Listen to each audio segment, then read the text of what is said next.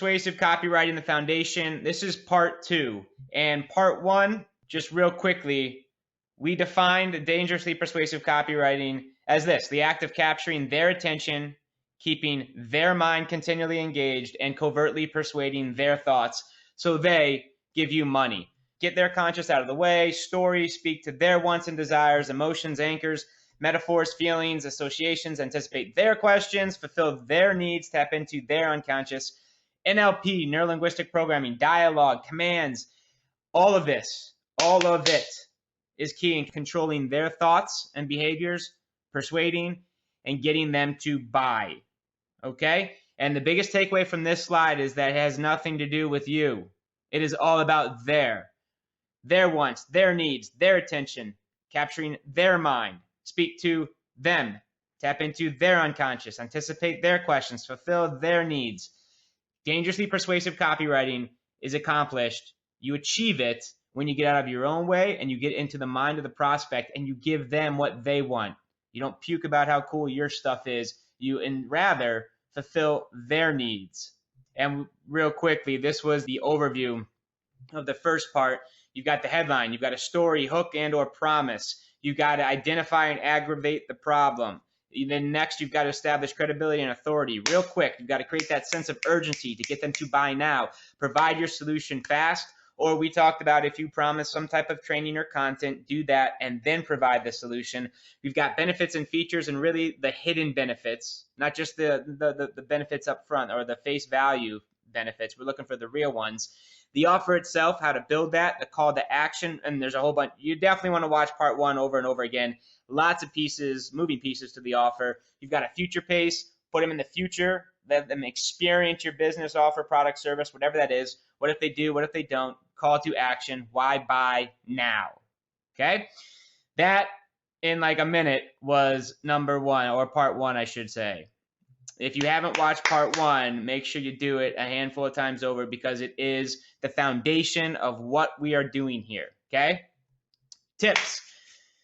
Now, we discussed this a little bit, but I really am going to ingrain this, because once we move into module 2 and the NLP and all sorts of crazy mind stuff, we are not selling to parts of the body. If you sell a health supplement, you are not selling the supplement to the muscles it's going to build or the fat it is going to burn. Now, yeah, that's the benefits. Yeah, cool. You get lean, you get fit, lose some fat, but it's not your muscles or your fat that's going to make the buying decision at all.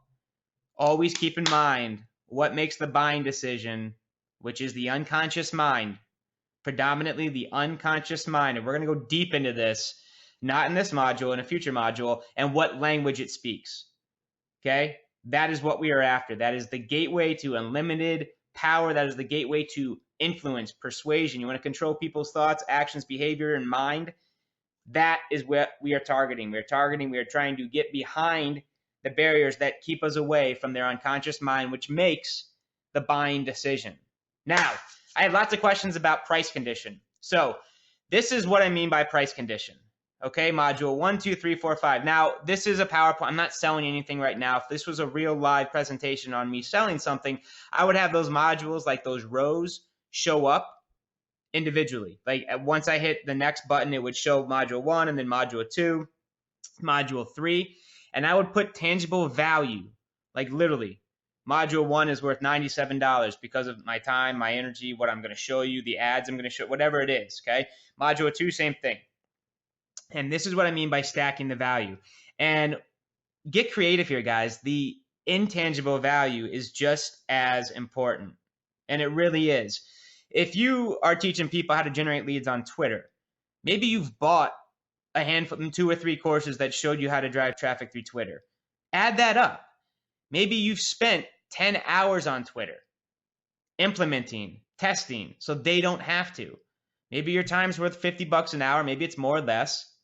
But make something up. This is a perceived value. We want to price condition the hell out of your product, offer, service, so that it looks and feels, most importantly, feels, because that's really what we're going after, emotions, feels like a complete no-brainer. It is an irresistible offer. The amount of anything, the time, the amount of money I spent on testing this stuff, and add that up. immediately, instead of just the actual tangible value, which there is, module 1, 2, 3, whatever you're selling, there is tangible value behind it. But what is just as important, and really where like the big margins come in, are the intangibles that you can create. So if you have like a little tiny course, I'm going to show you some stuff here. If you have a little tiny course, you can really get creative, get out of your own head, and think about some ideas that really make that tiny product look like it is a behemoth, crazy, ridiculous, dump it on your doorstep, tons of value for next to nothing. Okay? And then once you literally price condition and add this stuff up, this is what I would do on a PowerPoint to sell you. This is not hard. You can do this with Keynote or PowerPoint if you're trying to sell your own stuff.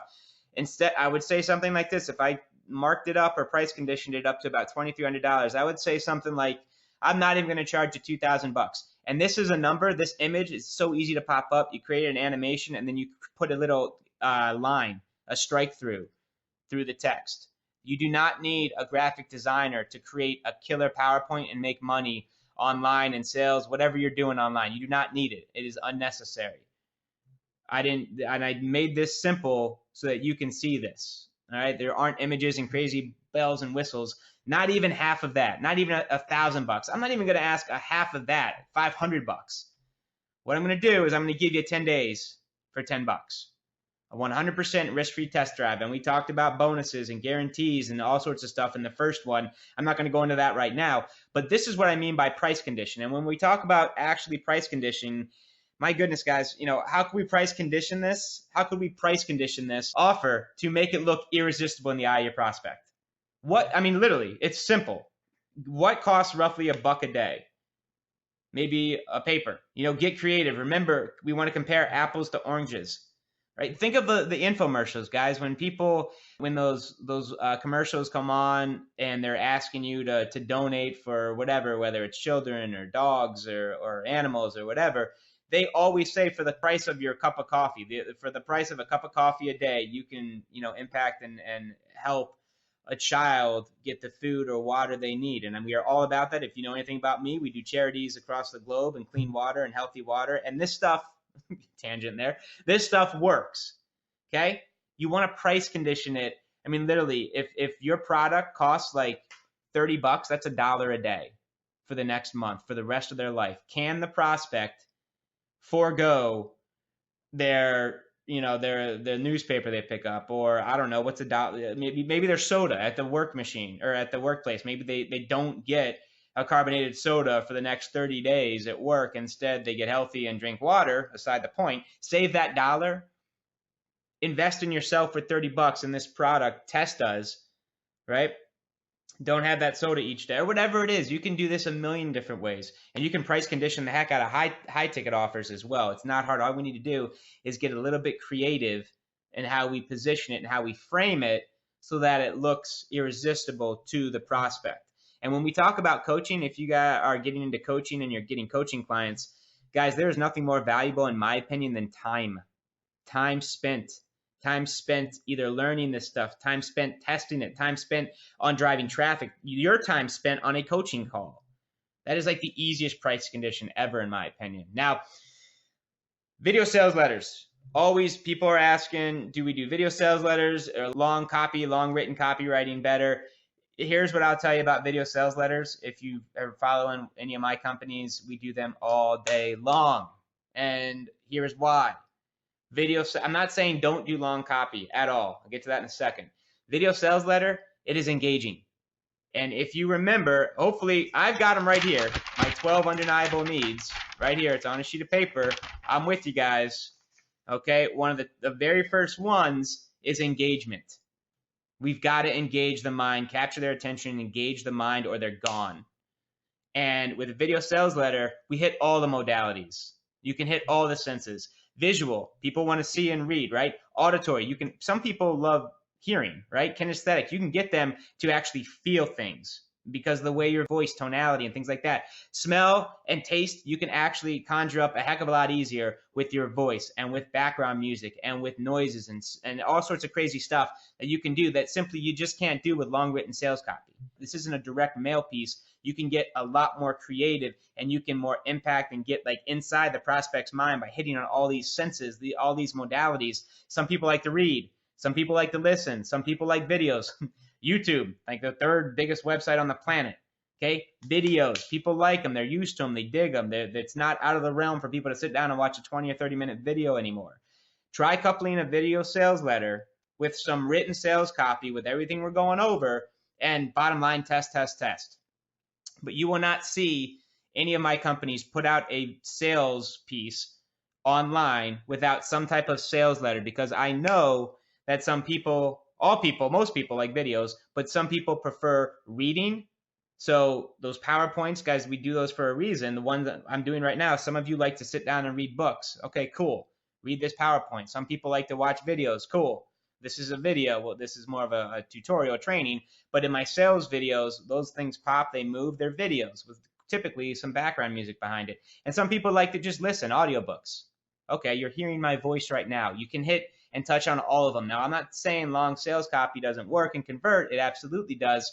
But you can't dismiss a video sales letter for this reason alone. You can just do so much more with it. Okay, pain and pleasure. These are the two forces that control all human behavior. It's pain and pleasure. Avoidance of pain is 10 times stronger than the need to gain pleasure for most human beings. And this is kind of easy to understand. I mean, when we were back in the day, cavemen, there was always fear of where we're going to get our next meal. Is someone trying to hunt us? Are we going to live to fight the next day?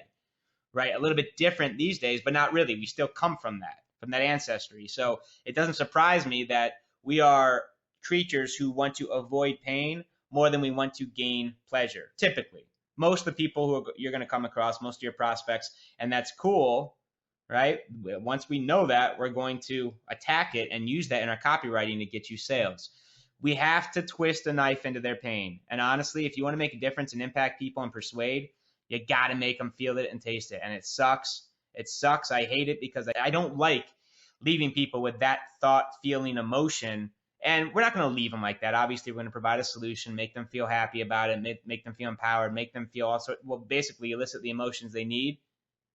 That's it. That's what we're doing here. Eliciting the emotions they need, they require, and they elicit those from their brain, their neurons, right, from their unconscious brain, elicit those emotions in their body that makes them take action.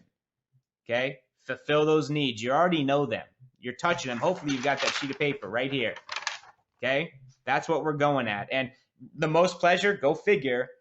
If you are really looking to get, when you do this and you do this right, you want to embrace the pain and pleasure, because this kind of, this is like the root of the needs of what we talked about in that very first video.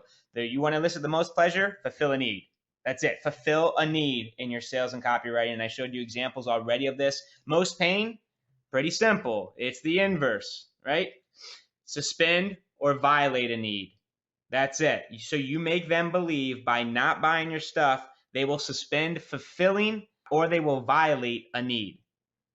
Let me repeat that. So you've got the most pleasure. All you need to do is fulfill a need. Done. Easy. We showed examples in the beginning. We're going to show a lot more throughout this course.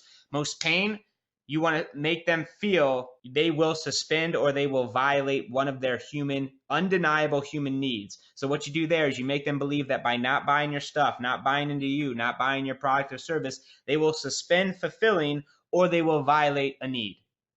Okay? Pain and pleasure. Tonality. You can't do this in long sales copy. This is only yes, you can do exclamation points and caps locks and things like that. But really the tonality, sales is the transfer of emotion. You need energy. If you bore them, they will leave. And you've got to hook them in the beginning. All right, whether it's a capture page or a sales video or whatever, something on Facebook, Twitter, you got to hook them in the beginning with energy and an upbeat tempo. Guys, when we go to events, people tell me that they get so entranced with my videos and our webinars because I just bring the passion. That's, people say, you're one of the most down to earth human beings who just has a passion for other people's success. All right. And I do. That isn't like a fake. If you ever met me, that's what I am. I've dedicated my life to this, to what my purpose here, which is in empowering other entrepreneurs to live a life that is just freaking awesome. They don't need to live someone else's dreams, you know, to go to a job that they hate, underpaid, never being home with family. Initially, why I built this one of my companies is so that I wanted to give kids their parents back. I don't have kids yet, but I will never miss their first, and I'll always be there. And I think that becoming, you know, coming online and building a business is by far the most powerful way and the most fast, real, just anyone can do this. They can do what I'm teaching and increase their sales and make money online and not have to live in chains. So when it's story time or you're about to share something deep with your prospect, you lean into the mic and you slow down your cadence. You lower the tone of your voice, and it just, you know, you probably, maybe you caught yourself just going, you know, leaning in a little bit so you could hear a little bit more about what I'm going to say, thinking that next thing I'm about to tell you might just blow your mind, or is the secret, or is like the big thing. Like, for example, okay? And you slow down your kid whenever you want to tell a story. And we're going to get big time into story, into the NLP stuff. The story, guys, if it's something where you're going for the heart, you're going for like the knockout blow, you want to really, you're starting to entrust in them so you can gain trust. Okay, you make fun of yourself. You tell stories about how bad it was back in the day, right? That is like the fastest way to get them on your side. And when you tell them those stories, you get real close to the mic and you lower your voice. You slow it down for a minute, right? Lowering the tone of your voice. And really what this does is it captures their attention, and it really just puts them in state like, hey, something big's about to come, or that this person genuinely means what they're about to say. Okay? This roller coaster not only keeps them on their toes, but guys, we love roller coaster, or I do. So maybe you may or may not, but a lot, you know, these ups and downs and these waves of emotions, and you want to take them on a journey and adventure and experience. Okay. Just remember that when you go to tell a story, maybe about how, you know, how broke you were, or what life was before your product, before you started your business, before you did X, Y, Z, how bad it was, how your family, you know, you didn't even know where rent was coming. You were working 3 jobs, barely, you know, there was always more a month at the end of the money. And I didn't really want to wake up in the morning. I didn't want to get out of bed because I was ashamed. And then I found this, and this is what happened. Tonality is so critical, so key when we tell stories. The PS and the PPS can use in a PowerPoint or a keynote. It doesn't really matter. I mean, these are always obviously best used when you're writing long sales copy or in emails and written copy and things like that. You could do it in like a PowerPoint video thing, but really, you know, in your emails, in your blog posts, and your maybe Facebook updates and things like that, and absolutely in your long sales copy, you definitely PS and PPS, postscript, postscript, they're the second headlines. That's most people, if you're writing long sales copy or you're writing long emails and things like that, people will skim. They've got a very short attention span these days, and they will skim to read subheadlines, headlines, and these right here.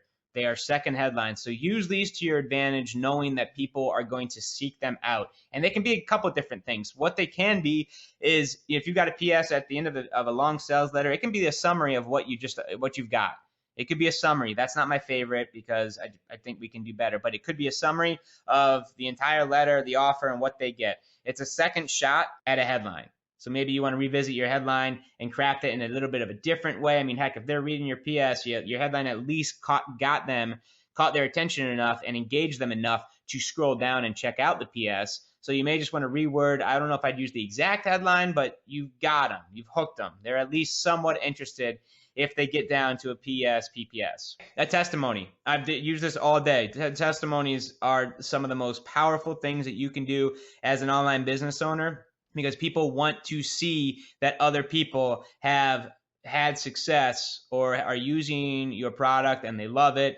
And cool, give them a testimony, give them another one.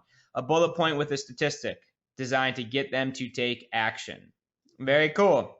Bullet point with a stat to get them designed to take action. A staggering statistic just basically supports your cause, right? It gets them, shows them and proves to them that, hey, your product or service, there is a need, they have a very real problem, in that your product or service is the solution, and they've got to take action now.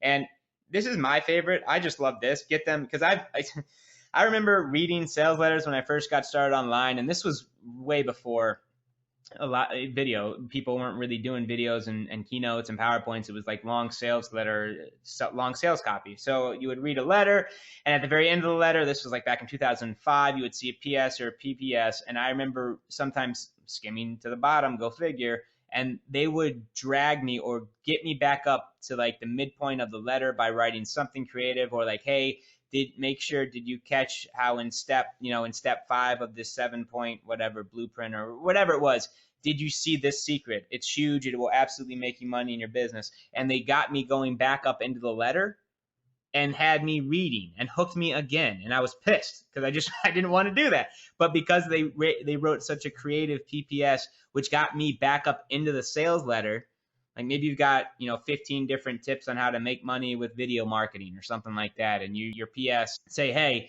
did you check out and make sure you completely understand video trick number 3? Number 3 has made me over $10,000 in the 48-hour period, and you can apply it in your business right now. If you missed it, go read that now. Or go check it out, or something like that. Something creative to get them, because guys, when you do long sales copy, you gotta trust that most people are gonna skim it. Anything you can do to get them engaged more and more, get them back up into the letter so they can start reading your stuff, because they're most likely just gonna skim the headlines, the subheadlines, the images, and take a look at the PS. Boom. That is a very, very creative way, a great way to use postscript and postscript in your copywriting. Subheadlines throughout your letter. They break up long sales copy. It lets it breathe, and it's much easier on the eyes. People, they can't stand reading paragraph after paragraph. They will leave your site. They will. We've watched it. We use heat maps. I'll show you what those are in just a second. God, those are so cool.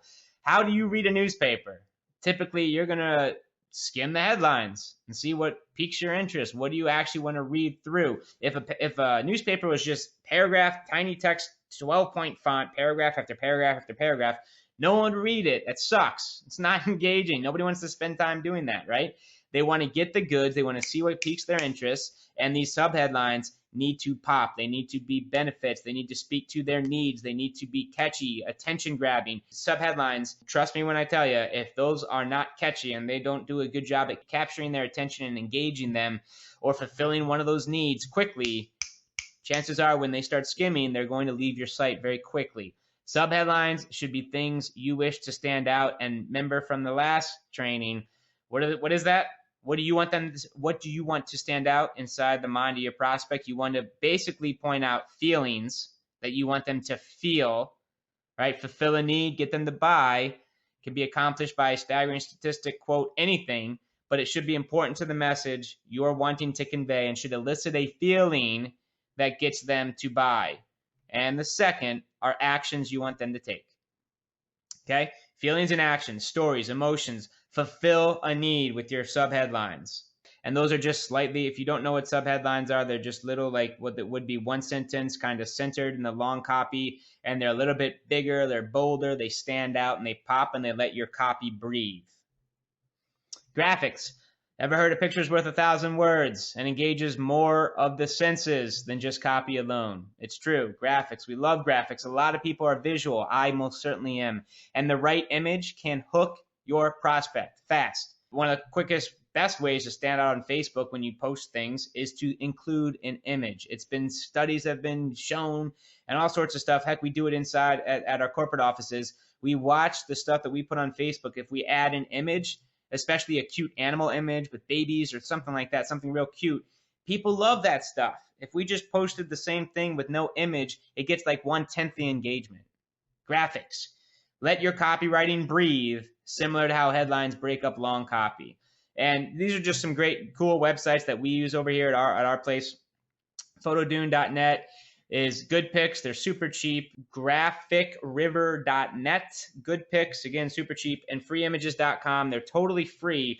But the goal of that website is to try and upsell you iStock photos. So just be aware. And, I'm not going to tell you to go to Google and grab images. That's a risk that you will have to take. If you want to risk the, capturing someone else's images and putting them in your PowerPoints and your sales letters on Facebook, by all means, that's your business and you make that decision. I know a lot of people use Google Images.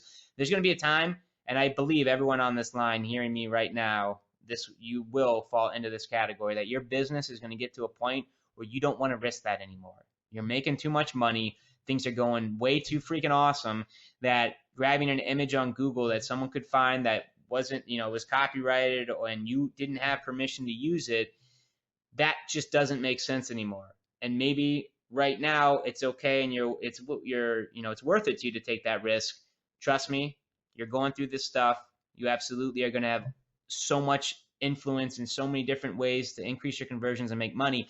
Your business, I believe, and you got to believe it, will turn a point where that doesn't make sense anymore. And you want to make sure you're using royalty free. That won't get you in trouble. Same as like using copyrighted music on your videos. You want to be very careful about that. I've heard horror stories. So I'll leave it at that. I'm not a lawyer. Talk to your legal team about all that good stuff. But these are the sites we use to use royalty free, copyright free images so we stay out of trouble. All right, Q&A and dialogue. If you know the most frequently asked questions about your product, service, or offer, you may want to consider adding an FAQ to the bottom of your site and or address the specific questions in your VSL, your video sales letter. Dialogue and Q&A are very, very engaging, which we will talk about in a later module as well. The more you can anticipate and answer specific questions your prospect has at the time they're asking themselves that question, the more mind control you will enjoy over your prospect. This is dangerous. And this could be a whole module, and we're going to talk about this later. But just for this case in point, just understand that questions, Q&A, understanding the questions your prospect has about your specific product, service, or offer after you've done it for a little bit, you're on the phone with prospects, you're getting the same questions over and over again, you may want to address those in your sales letters, in your video sales letters, because those are the questions they have about your product, and you can have time to sit in a corner and think and meditate on how to best reframe those questions so that they serve you and put your product in the best light possible so that they buy your stuff.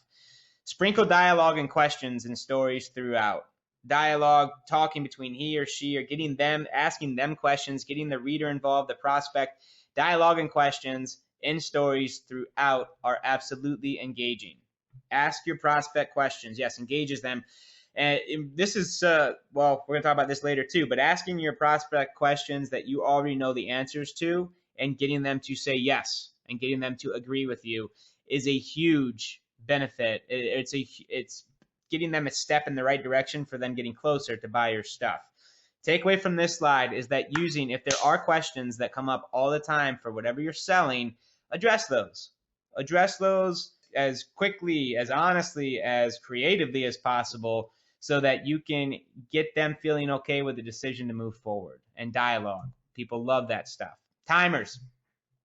If you are creating your own websites and sales stuff, let's dissect the one on the left here first, okay? This timer hides the rest of the site until the timer hits 0. So someone opts in and they see a video, a bonus thing, and a timer. And then after those 4 minutes and 46 seconds, the rest of the page will pop up, okay? Now, I personally I love the hiding timers, but only when you have a higher ticket offer.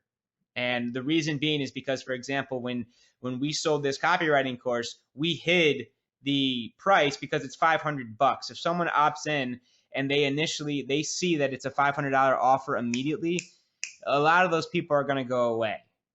Okay. And if it's like $10 or if it's a lower ticket item, I don't mind showing that immediately. And really, I've heard different people, a lot of my marketing buddies say timers don't really make a big deal when you're talking about hiding the rest of the website and waiting for a little bit. The takeaway on that is just test it, test all day long. Okay. I'll tell you what we do is that if it's a lower ticket item, we just should go ahead and show the offer. We show the sales letter along with the video that auto plays. And if it's a little bit higher ticket item, there's not really a black and white thing because, again, we're testing too, and I'll show you that. If it's a little bit higher, couple $100, we're going to hide the website for a couple minutes to try and engage them and hook them in that video and get them excited, get them engaged, get them involved in the offer and what I'm talking about before they see a $500 price tag and just say, oh, I can't afford that. right? I want to conjure up some pain, make sure they know why they're there, fulfill some needs real quickly. And then when that website drops, if I've done my work up front all right, and we've gotten and played on some human needs, and they're boom, they're lasered in and dialed into my video, they won't even notice or scroll down. They're just that in to the video itself. Okay. Deadline timers, entirely different. These are awesome. If you're selling something, a deadline timer is always a good timer to have. It's scarcity, fear of loss, adding bonuses to XYZ until this date at this time. They're always awesome, whether if it's a cart closing or a launch ending. I will say this, that our merchant account did not like for one of our companies, when someone opted into a sales letter, we were giving them like a 20-minute period to make a decision. Okay. Now, I think you got to probably have your business up to some level before merchant accounts really start hammering you about that. I'm not 100% sure. All I know is that when our merchant told us that they didn't like that, we immediately agreed, took that down, and we didn't want to mess with that. Just we weren't at a place. I still would never risk that for a timer. But I'll tell you, when that timer was on, like if you're selling an offer, if you're selling a coaching thing or a product or whatever, and there's a bonus tag to it, maybe they fill out the form, they're looking at the website, and you've got a timer ticking down to where if they make a decision within 30 minutes, they get an hour of free time with you or an hour of Q&A with you. That will drastically increase your conversions. And to the degree you want to risk that, our merchant didn't like it, and we obliged. We did exactly what they asked us to. We took it down, and the conversions, we saw a little dip in conversions because of that, because there is something to be said about that timer. But then sometimes people they act in haste, and it was they just kind of get caught up in the moment, and then you get refunds and chargebacks and so there's pros and cons to timers like that. Up to you to test. I will tell you that all of them work in their own right, but again, test. We use timers all the freaking time, and really just these two, the ones you're looking at right now, but they work in their right space. Buy now buttons. The ones that we've tested, the ones that we love the most are Amazon feel. And why? I think everyone and their brother, I would think everyone has bought something from Amazon, and they feel safety, security from the Amazon, because it's just like, it's the biggest website. There's how many e-commerce, my goodness, how many products are bought and sold on that website every single day. So we use add to cart buttons that look and feel similar to Amazon. And it just a little sense of security, a little bit, if we can instill that in a button, right? If we can instill a little bit of safety, security, familiarity in a buy now button, I'm going to do that all day long. Can only help. Put buttons at the bottom of your website. Okay? A good shot that something inside the sales letter will capture their attention and engage them. So what that means is that if you've got a website and you're selling something, for example, you'll see the buy now, the add to cart buttons. Those are at the bottom of the sales page for this course. Okay. If they're going to scroll down, I didn't want to give them, all right, sometimes we're split testing, having a no timer on that sales page, but I didn't want to put right up at the very top of that letter, like, hey, this product's $500.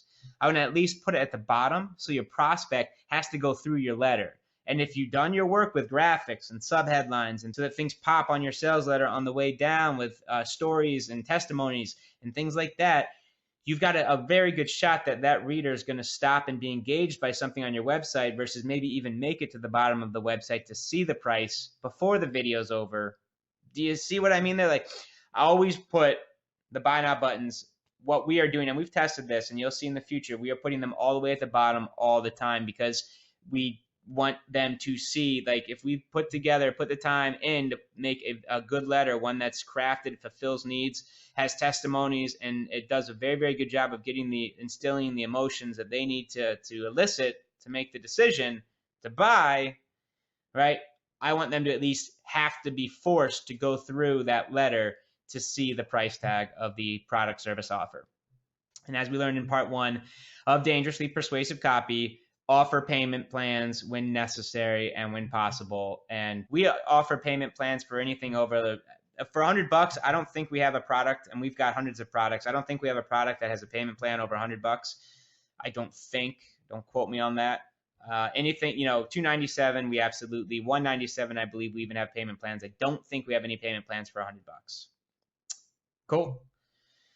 Guarantees, obviously we talked about this in the first one as well. Guarantees, that little badge really does something for them, knowing that, hey, they can come in, try this stuff. Risk is on you, so it's risk-free for them to try whatever the product is. 100% money-back guarantee for the next 30 days. It will help lower resistance and increase conversions.